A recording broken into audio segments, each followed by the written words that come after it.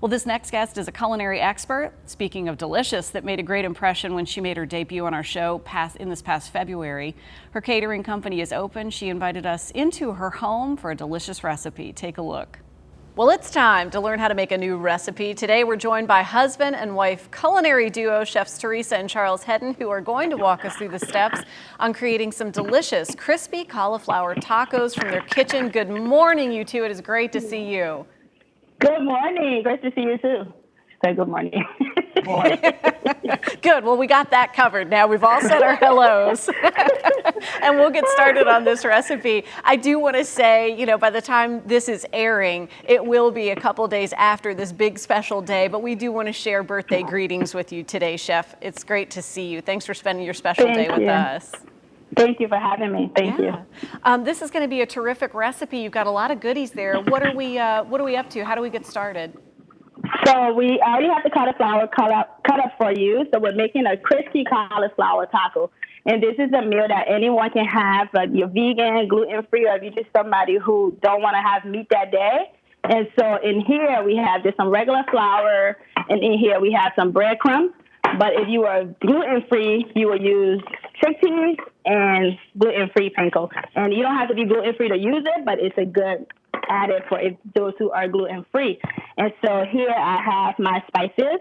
Now, if you don't like spicy food, don't use the paprika, cayenne pepper, the crushed pepper, and chili. Just do maybe a paprika.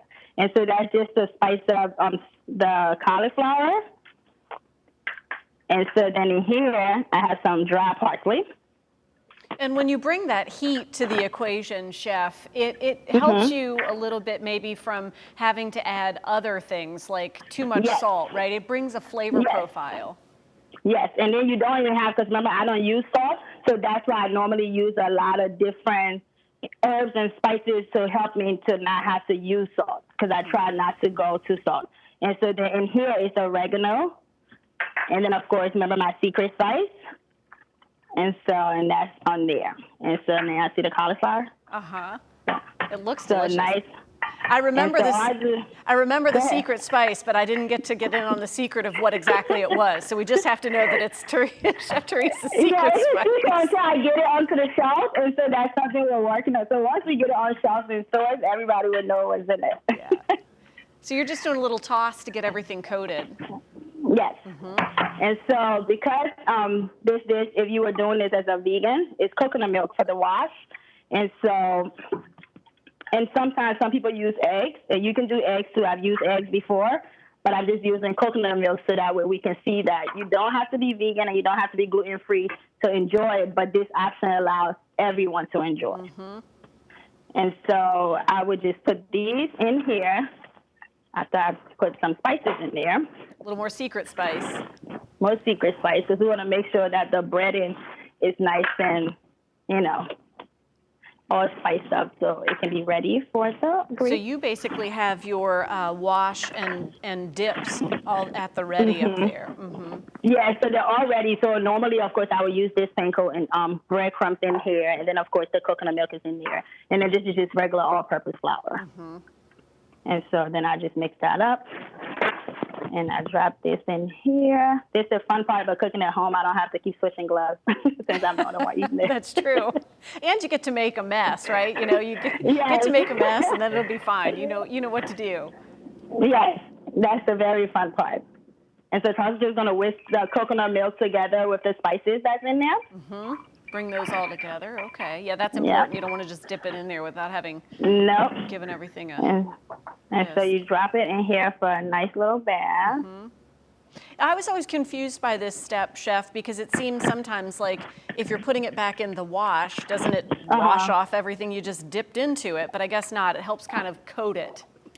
Yeah, so it makes it easier for it to get into that breadcrumbs, because if you don't put it in this wash, then you're just going to have too dry substance, and then it doesn't come together like it's supposed to. So then instead of having crispy cauliflower that looks like chicken, you might just have regular cauliflower that looks like you just drop it in the grease. And so this way, we're going to walk over here. And if you can still see me, I'm dropping it now into the breadcrumbs. And then I'm going to drop it in here. And how much oil do you have? You have a cast iron pan going, Chef? Yes, I have a cast iron pan going, and it's just maybe about 2 cups of vegetable oil. And so that's in here. And it doesn't take no more than maybe a minute to cook because the cauliflower, you don't want it to overcook anyway. So you just want to make sure that it get nice and brown. And it smells really good. I wish you guys could taste it. I know. I wish this was a time, really, that smell-o-vision would come in handy. But you know what's fun, and I can't tell you how much we really appreciate you inviting us into your kitchen. And this really helps illustrate that, you can make delicious things at home, which is something we're all trying to do more of right now. Yep. And it's easy to, especially now, because when you're going to the grocery store, you can really find a lot of meat. So those who cannot find any meat, this would be a good substitute. So you can still feel like you're eating your protein, you're still getting full, but you don't have to compromise, what you really need to eat for that day. Mm-hmm. And so I'm about to take this out. And Chef, we've talked about eating at home, and that's a great thing to do if you can. We have so many friends, yourself included, in the restaurant industry, catering industry, who are really trying to adapt and make things work. How is elegant cuisines? I don't know why I always chew on that so much. How are you guys doing? Are you doing takeout right now, or are you just kind of on pause? Yeah, so thank God we're doing takeout, and it's actually doing really well. We have a dinner pickup on Wednesday, so every Wednesday people pre-order and they come and pick up their food, and then we have meal prep pickup on Saturdays. So I have a lot of customers who will meal prep, so they get their food on Saturday and it lasts them for the week, and so they come and pick those up too, and so that's really been helpful. And so here I got the cauliflower out the grease, and I'm just about to cut it up. So it's almost like when you get the chicken out and you cut it up. It's the same concept. So see. Oh, it looks just like chicken. And so this is just a regular tortilla that the vegans can use. The gluten-free, obviously, they will want to get some kind of corn tortilla, so that way it doesn't have all of that gluten in there. And so I just get this together. In here we have sriracha sauce. You see? Yep, I can see it. I can feel the heat from here. It's very spicy, and it's a vegan one, so it's made with vegan mayo, and it's just something that you can find like at Kroger's or Target, Walmart, any of those places. And so I just put a little bit of the sauce on the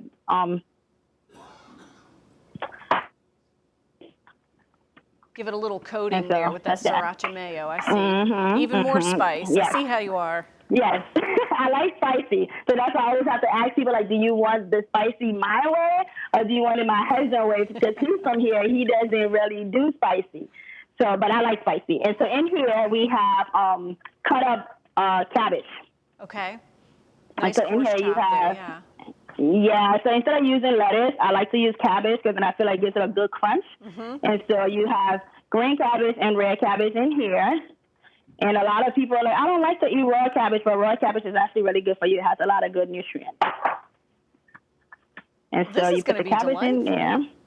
It is. That's why once we get back after all of this, I feel like we'll have to do it there so you guys can actually experience what's happening. I second that motion. I'm not done with it yet. So in here we have some bell pepper, onions, because I love to cook with onions and pepper. And so on here, just to make the plate nice and pretty, so you add some pepper to that. And there you go, husband. And Chef, I'm a little confused because you picked that up and touched it. You obviously sauteed those a while ago. Yes, I already cooked all of it up. So yeah, that was already cooked. It's nice and cool down. It's not too hot. So no, I don't have iron hands. And so then you just add a little drizzle more of your sriracha to this. And we got a little lime for a presentation. And that's that.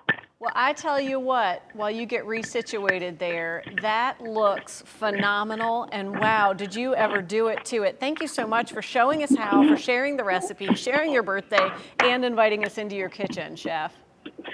Thank you so much for having me. And yes, so we would definitely try to make sure you guys can taste this next time. And that's it. It's very easy. So anyone can make this at home. You can do this with your kids, especially now that you have them at home.